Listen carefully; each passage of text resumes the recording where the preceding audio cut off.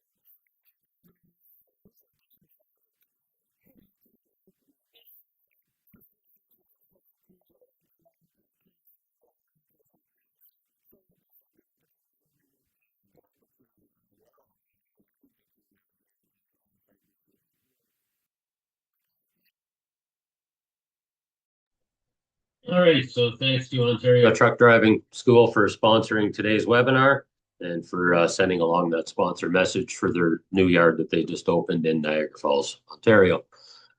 With that, we're going to get into today's presentation. We have Heather Grondin with us today.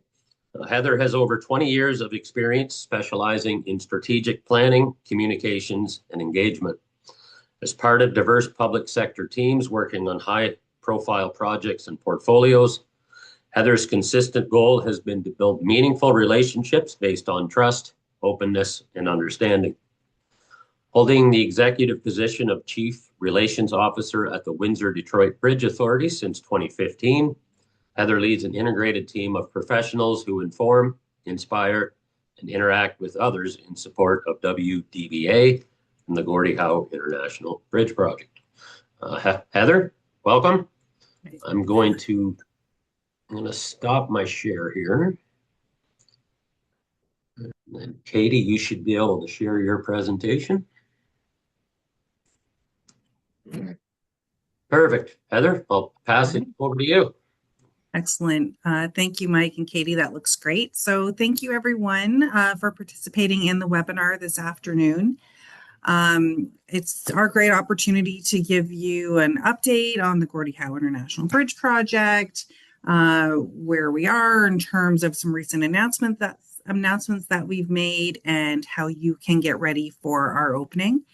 As noted, I am joined by my colleague Katie Bosco, and between the two of us, we will answer your questions at the end of the presentation, as Mike noted. We'll go to the next slide. So before we get into more details, let's just answer the first question that always gets asked: when are you opening? In terms of schedule, the project team continues to advance our testing and commissioning, which is the process that we're in right now. And that's okay. So it's okay. I'm doing a presentation. So this is what's going on at the construction site. There's always someone barging in. It's all good. So in terms, as I noted, testing and commissioning really is our focus right now, and that's happening across all four of our project components. And our current timeline is to open in spring of this year. We don't have a more specific or official date that I can share today, but we are committed to keeping everyone informed as we're getting closer to that specific date. And I know how critical that is to this industry, so that you can use that information to plan your routes once we do open. So we are committed to keeping this group and others informed once we are able to officially give that date. This testing period is incredibly important for us. It is really helping us ensure that not just the built infrastructure works as anticipated, but all of the systems that we've built in, the technology that we've built in, the processes that we've put in place with our border agencies and with those who are doing the actual operations are working. And it's also giving us time to go over training and mock scenarios. So again, we're really ready once we open the bridge to traffic. Okay, moving into the next slide. Really at the heart of the Gordi Howe International Bridge project is our desire to create a seamless, efficient, and easy customer experience that is safe and secure for all travelers going across the bridge. Looking to the future, the bridge, the ports of entry, our connection into both the interstate system and Highway 401 will be equipped with the latest technologies that will help position us to also adapt to emerging technologies as they come online in the future.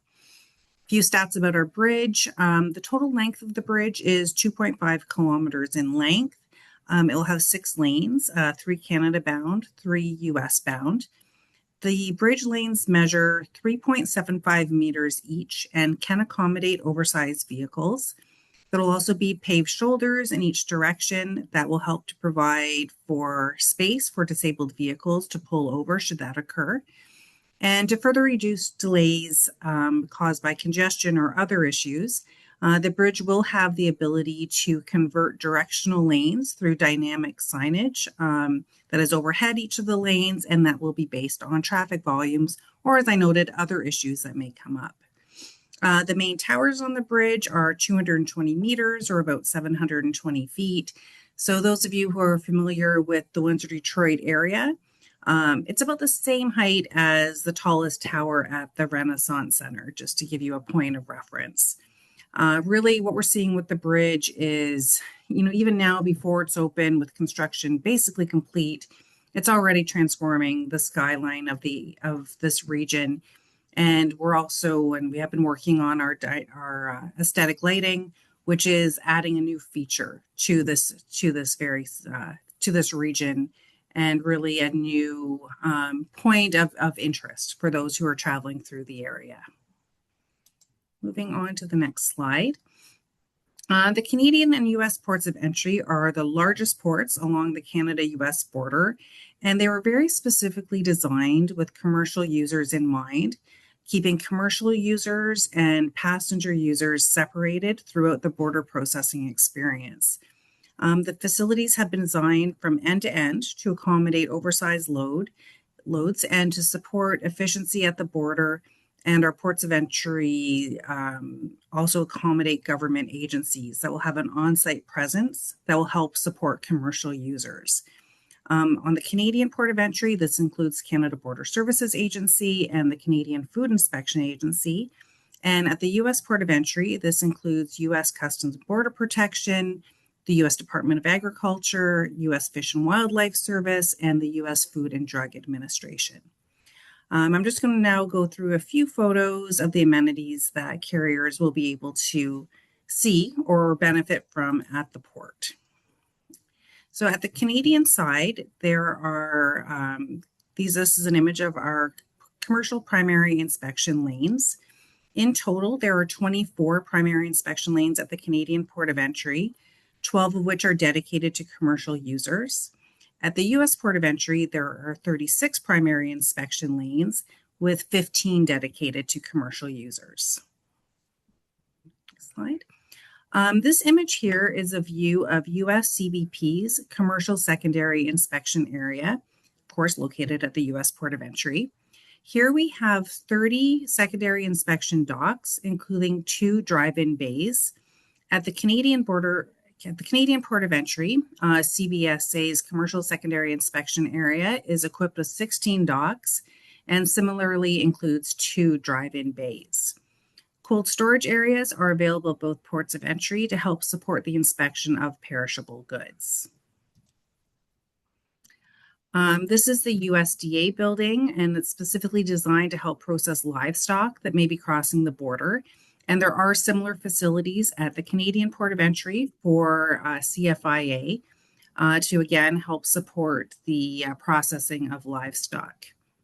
These areas do include special considerations for the well-being of animals, so specifically specialized flooring and specialized alarm systems.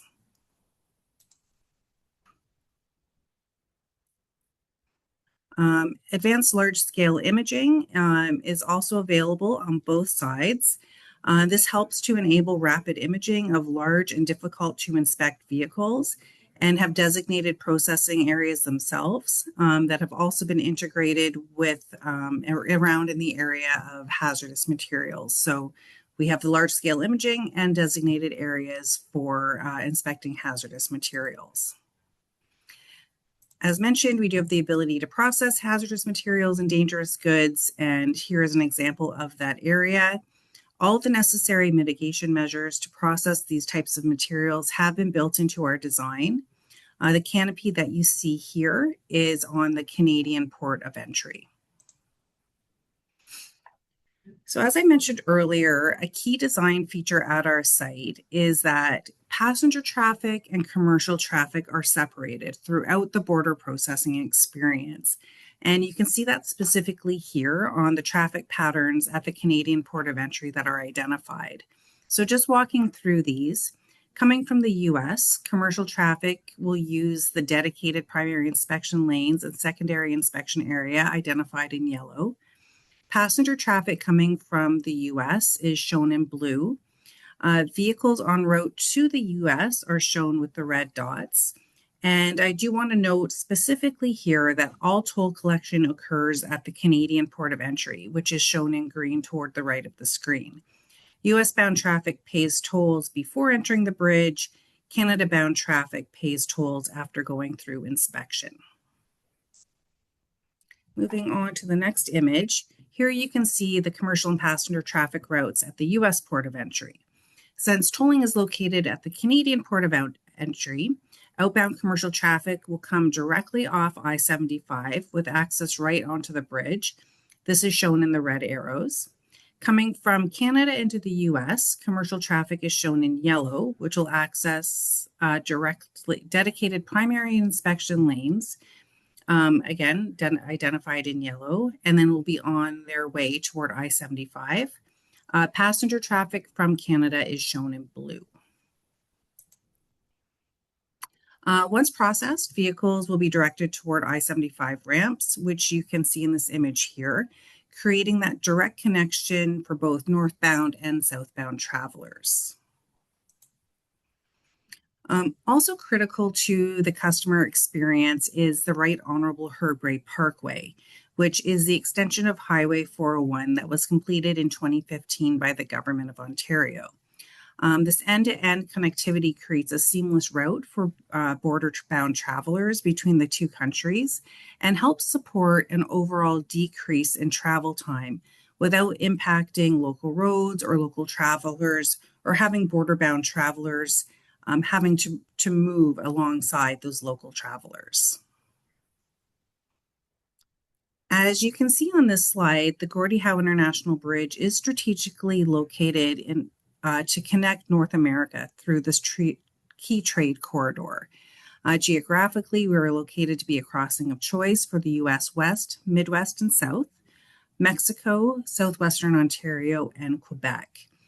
And as I noted about time savings, really depending on the time of day that you're traveling, the day of the week that you're traveling, carriers will be able to pare valuable minutes off their just-in-time deliveries using this new infrastructure. While the flow of traffic is greatly influenced by the design of both ports of entry and the bridge, it's also dependent on the technologies in place to help automate the process so that it's user-friendly and accessible for everyone. The Gordie Howe International Bridge has adopted a state-of-the-art intelligent transportation system, or ITS, and this system will help provide a safe, secure, and efficient transportation network. Our ITS will work collaboratively with key stakeholders, such as border agencies, road authorities, first responders, and emergency services on both sides of the border, further supporting our overall approach to efficient traffic management. There will be a traffic management center located at the Canadian Port of Entry, which will be operating 24/7. This on-site center will allow us to respond quickly to issues, create safe traveling environments, redirect traffic as needed within our facilities, and have up-to-date information that we can communicate to travelers. We will provide real-time traveler information, including border wait times, road conditions, and weather information directly to our users to help inform travel plans. And that will be through our website and our social media channels. The toll lanes at the Gordie Howe International Bridge are managed in a manner that will help to optimize traffic flow, reduce queue lengths, and ultimately save time. As I mentioned earlier, all toll collection occurs at the Canadian Port of Entry. We have a total of 16 toll lanes, 8 in each direction for both inbound and outbound travelers.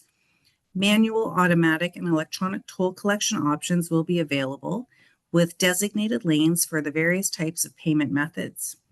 We will accept cash, credit, debit, and digital wallets, in addition to our registered customer accounts for various personal and business travelers.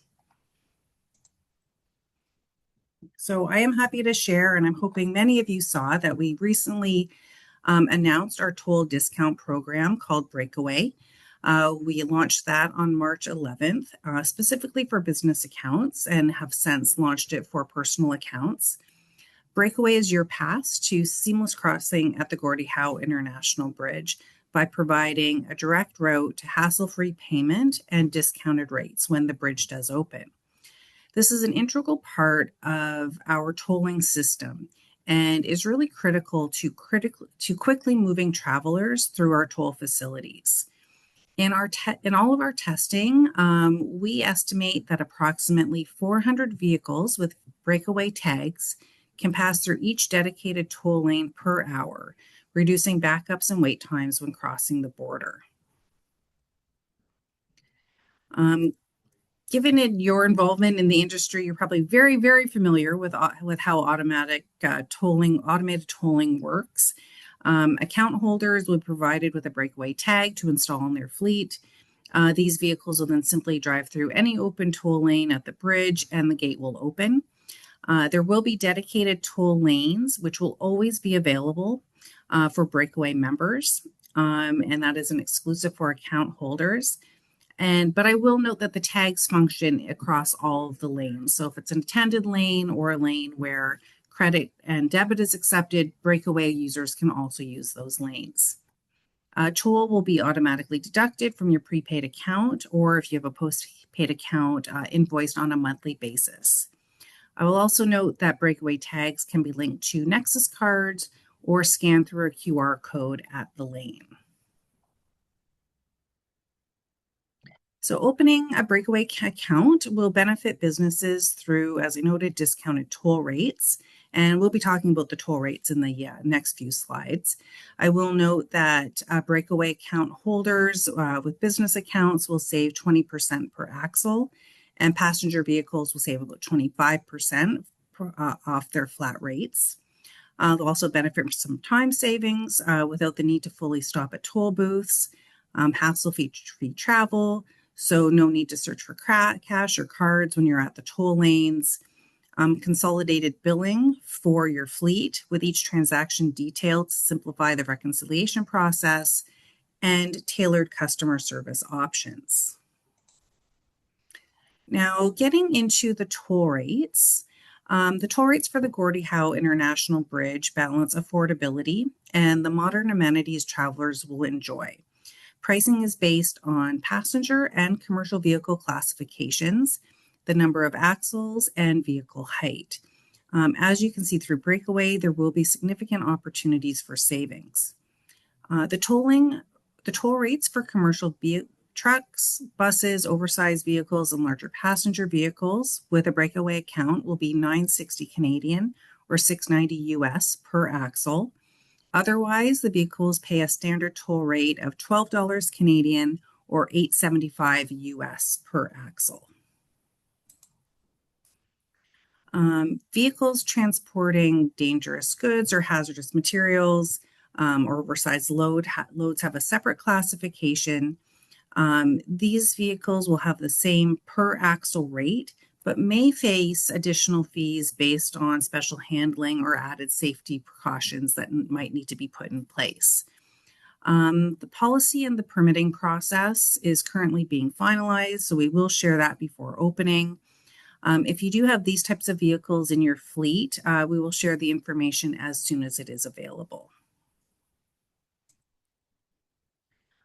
If your fleet includes any passenger-style vehicles, the toll rate for Breakaway members will be $6 Canadian or $4.35 US over the standard rate of $8 Canadian or $5.75 US per crossing. This category includes all small and medium-sized vehicles, such as passenger cars, SUVs, minivans, motorcycles, and light-duty trucks, all under 2.3 meters or 7.5 feet. A flat rate will be added to the trip if the vehicle is pulling a small trailer, and again, the same Breakaway discount will be applied.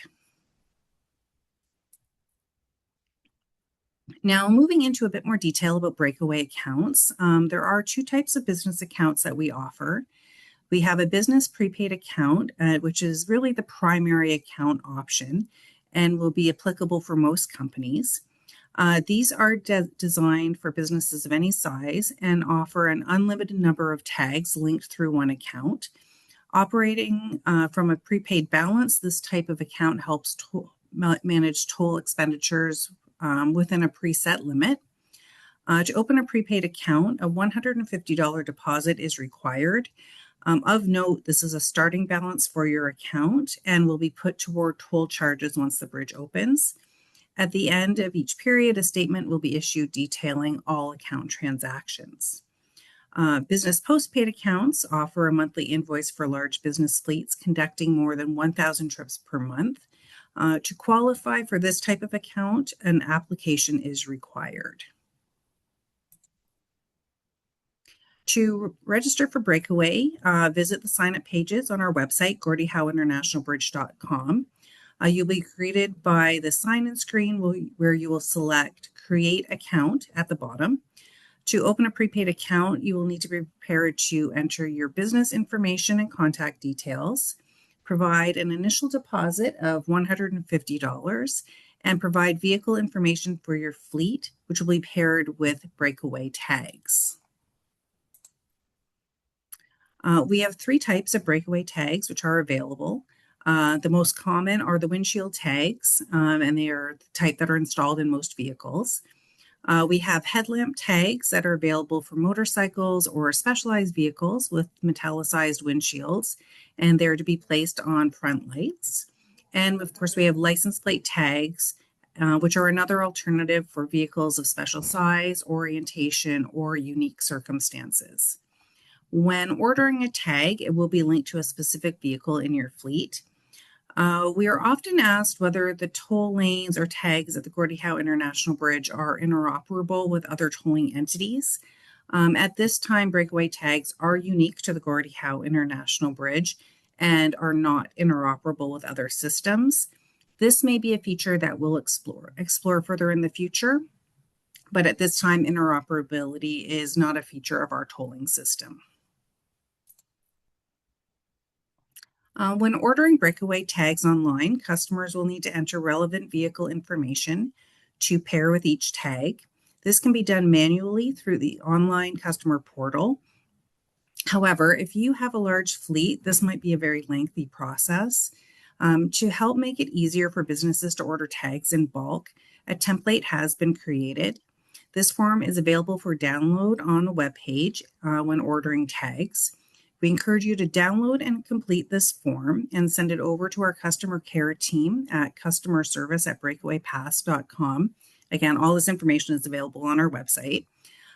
This email is noted at the top of the form. Once it is submitted, our team will import the vehicles for you and complete the tag ordering process on your behalf. You will be sent an email notification once this is complete, confirming that your tags have been ordered, and they will be sent to you in the mail.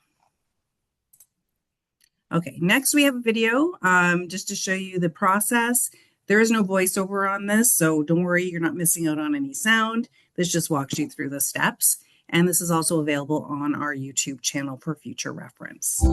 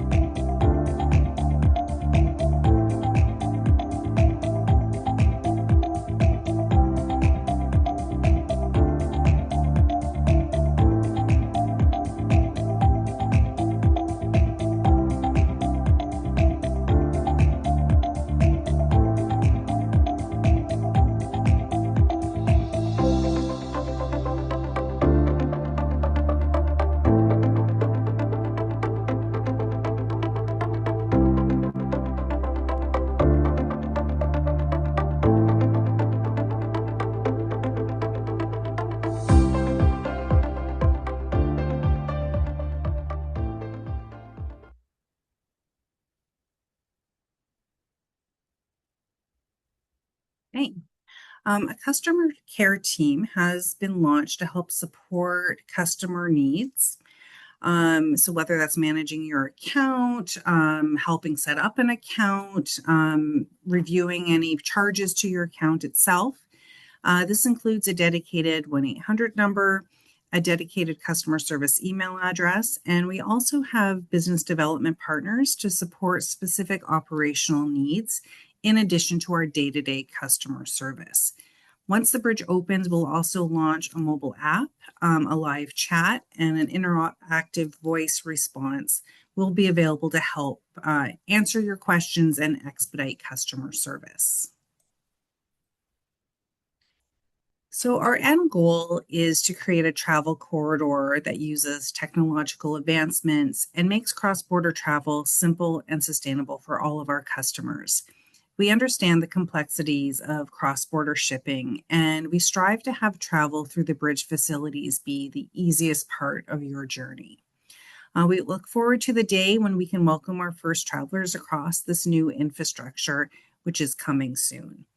And with that, we have one more video to share with you. This is one of our latest bridge flyovers, and this will give you a sense of overall how the bridge is looking and how close we are to our opening day.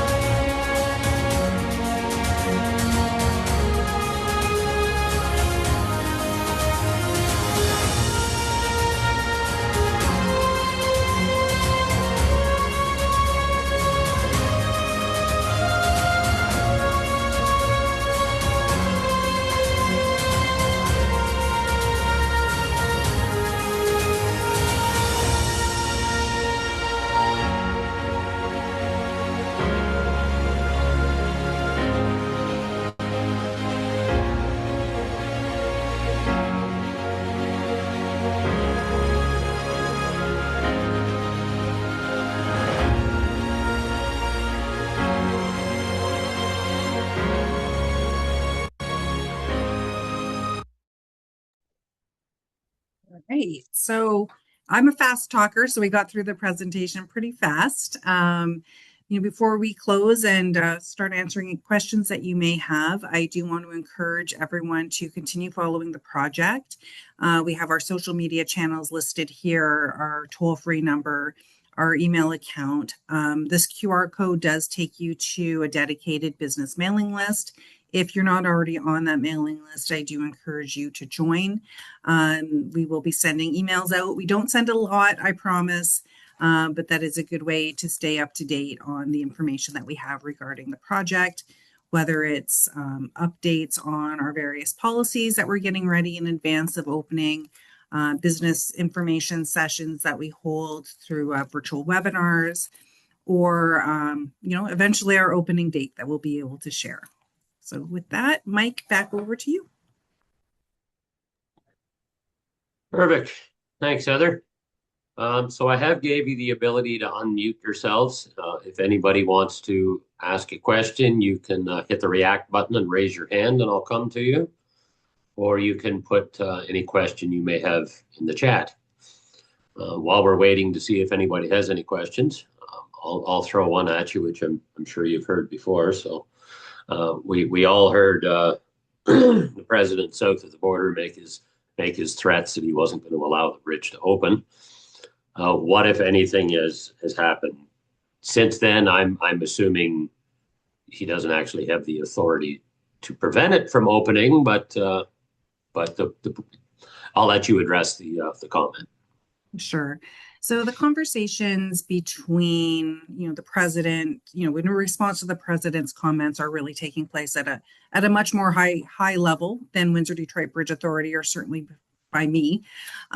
Those conversations are occurring between the Prime Minister and Global Affairs and the and the President's office. So those conversations are somewhat separate to the work that we're doing, which is continuing to move forward with completing what we need to complete so that the bridge can be ready to open. And it is our intention to continue to move forward in that way. Okay. All right. I don't see anybody putting any questions up, so we got a shy group, or you did such a good presentation. they don't have anything to ask. So with that, do you have any final words you want to pass along before we give people some time back in their day? Yeah, no, as I noted, I just encourage people to continue to follow the project on our social media channels. I do see one hand up. Yep. Okay, Leanne, go ahead.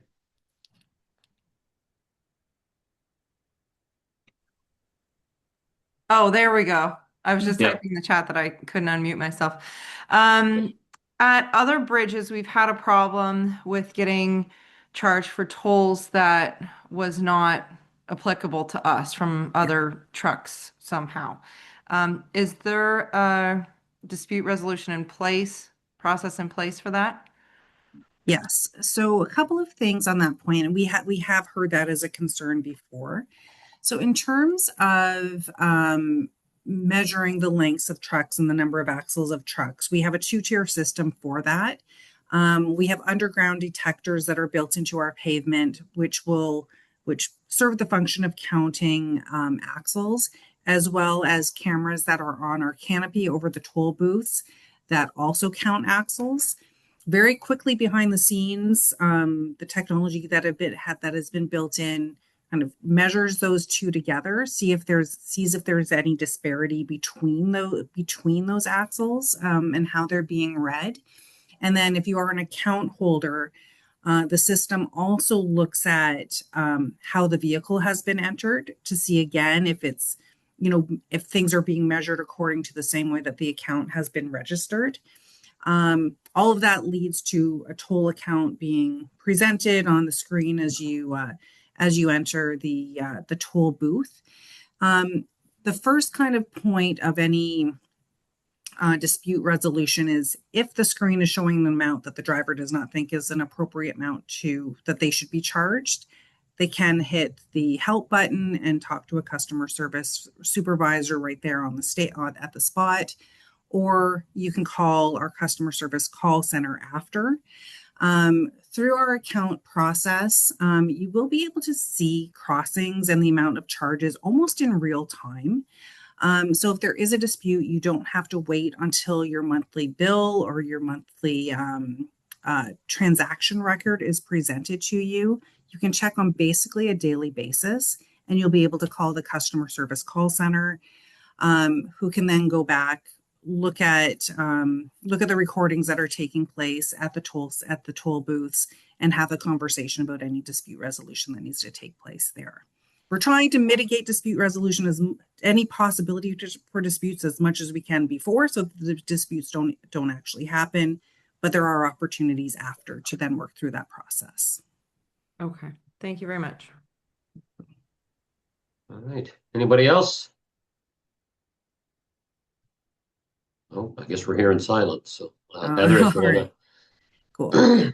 Yeah, and I'll just, one more note. I know we shared a lot of information today.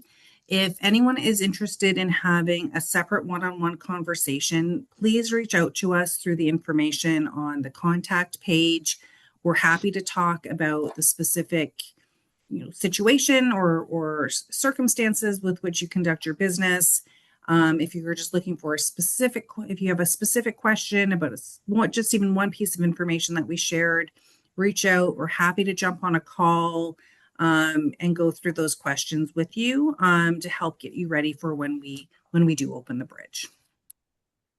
Awesome. And like I said, we will send a PowerPoint or a PDF copy of the PowerPoint out as well as a recording. So you can probably reach out to Heather and Katie that way as well through email if there's something you'd rather talk to them about afterwards. If for whatever reason you can't get a hold of them, feel free to go through us and we can connect you as well. So Heather and Katie, I want to thank you for taking the time for doing the presentation today. Once again, I want to thank our sponsors and I want to thank everybody who attended today. And with that, take care, everybody. Bye. Thank you. Take care.